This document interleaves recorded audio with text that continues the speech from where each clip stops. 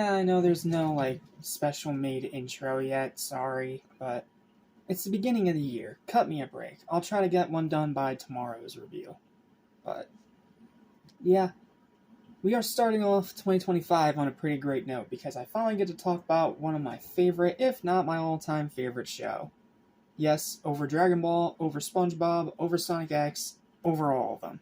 The show that I've loved since I was a kid, and despite knowing certain things that happen behind the scenes, still loving the show now. This show has made me laugh the most, it's the one that's made me smile the most, and it's the one that I've remembered the most fondly for as long as I've been around. Well, okay, not that long. I was born in 2001, this came out in 2004. Yeah. So, welcome one and all to our first marathon of the year, and we are starting off on a pretty great note. Welcome to the beginning of my review series of Drake and Josh.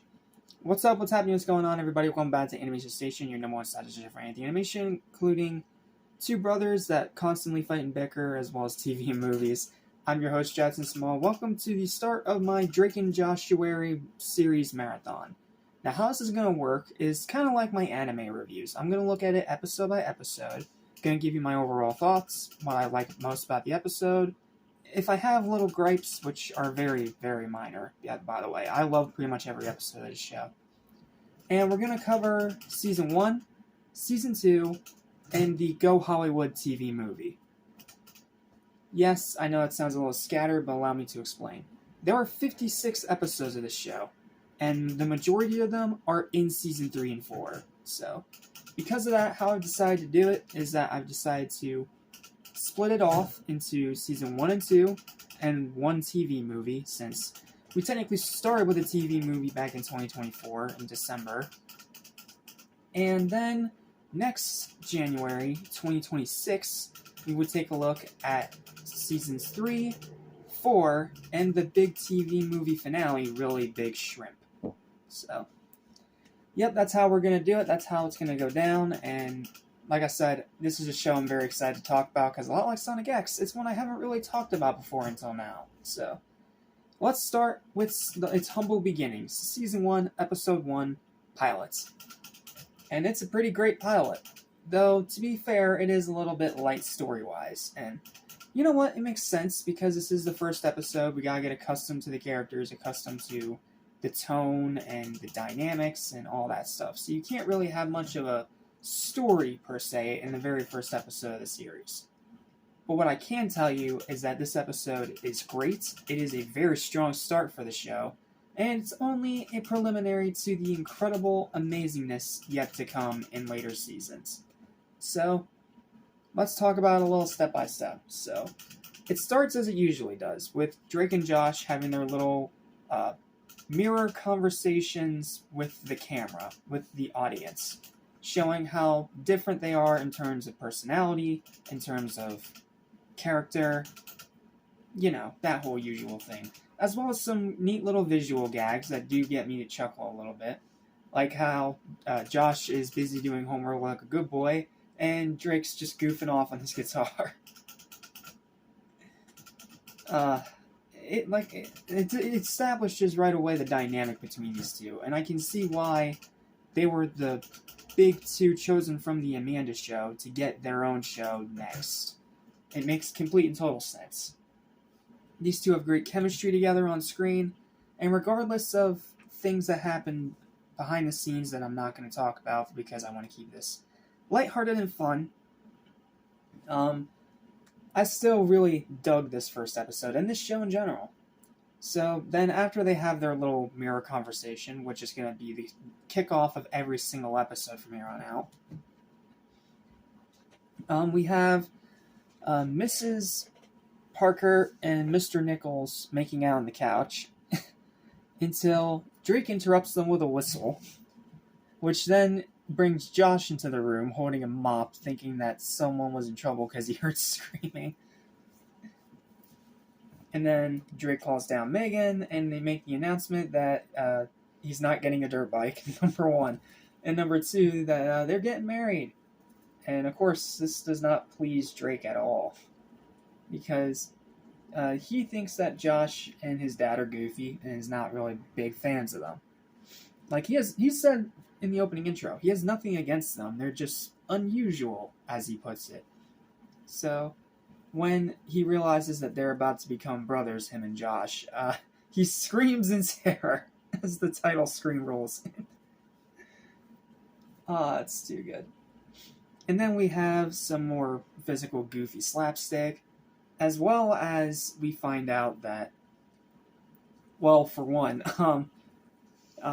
Mr. Nichols is quite the goofy character.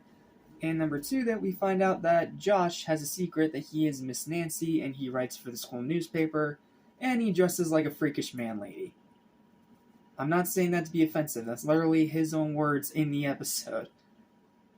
Or, as Drake puts it, why are you dressed like Queen Latifah? I'm sorry, I know I'm stuttering a lot, but it's so hard to even talk about this show without laughing. So then, after he finds that out, and Drake sees that one of the most popular hot girls in school, because, he's the cool guy, he always cares about girls and not about actual schoolwork, he decides to use Miss Nancy's column to blackmail Josh into helping him get this girl. And then he's able to hook her in, get her a nice dinner and all that. And then, just when it looks like he's about to expose Drake right in front of the girl's ex-boyfriend comes in, thinks that Josh is the one that's going out with this girl, not Drake, and he challenges him to a fight the next day. So, then they have to go to a karate dojo and get Josh trained as much as $30 could get him, with one of the most eccentric and hilarious characters that I have seen in live action in recent memory. This guy's goofy, wacky, funny, and just a joy to watch. And it's a really fun montage, too.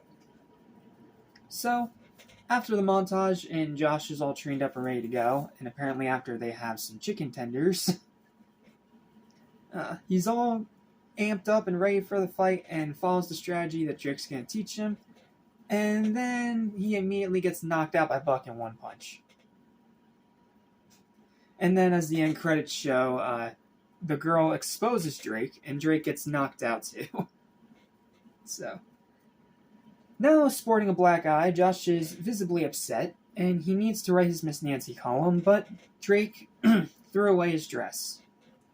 So, they go with a back and forth until Drake actually manages to get Josh to tell good advice while wearing pants, or in this case shorts, but I'll let it slide, it's a funny line. Which helps Josh finally get over his little scuffle, and Drake apologizes for getting him into a fight with Buck. And then they have a hug, and their brothership is formed. Brothership, brotherhood, whatever you want to call it. Ending the episode. Well, like I said, besides the end credits scene in the ending credits of the episode, where Drake also gets knocked out by Buck for getting exposed. Not to mention also revealing that this girl is just a gold digger. So, that's literally all I can say about the episode. It's simple, it's straightforward, it's to the point, but it is really, really funny, and I had a great time watching it. Again, for at least the 11th time. So, yeah, I love this show. Then this is a really good start to the show. My highlight of the episode is going to be, it's an easy one. It's the hot sauce part. Where right before, in between the dinner and Drake getting with the girl, Megan, being the evil, rotten little maniacal sister that she is, puts hot sauce in the boys' spaghetti and their soda, causing their mouths to burn, fight over a lamp. Drake puts his head through a fish tank, and then they both go outside to use the fire hose just for Megan to lock them out of the house by locking the window as they're shooting the water into each other's mouths. Evil little Megan, and that's only one of her many, many schemes all throughout this show. So, yeah, that's pretty much all I can say about the episode. It's funny, it's simple, it's to the point, but it does a great job establishing the characters, the dynamics, and the show's overall tone. here's my final thoughts. It's a pretty hilarious beginning episode that establishes the characters, the dynamics, a few of the locations, comedy style, and overall tone perfectly. The physical slapstick is great. The wordplay jokes are clever. Like, one more part I'll talk about is when Drake is asked by his mom to ask Josh to play ball. And the dad wants to show off and show Drake that he can play ball, so he hands him the rock, as he calls it. He starts doing little drills, he spins it on his finger, but instead of throwing it back to Drake, he smashes his own lamp. To which Drake replies, "I don't think lamps can think that fast." Oh, it's too funny. It's just too funny. The wordplay jokes are clever. The acting is over the top in the best way possible. It's a sitcom. It's a goofy, comedic, lighthearted, silly sitcom. I mean, and here, over-the-top acting actually works to its benefit. And the ending is heartwarming, with the two of them finally officially recognizing each other as brothers. It's a strong start to an excellent series. Hug me, brother. Final verdict, 9 out of 10. Check this episode out if you haven't already. Alright. That's it for this episode review, so thank you guys so much for watching. Please don't forget to like, share, and subscribe for more videos like this almost every single day. And I'll see you guys next time for, I believe, Dune Buggy is episode 2. That's a really good one too, and I'm excited to talk about it. But until next time, have a spherical day. Listen, I want to forget. So listen and you won't regret. Be true to yourself, don't miss your chance. And you won't end up like the fool who ripped his pants.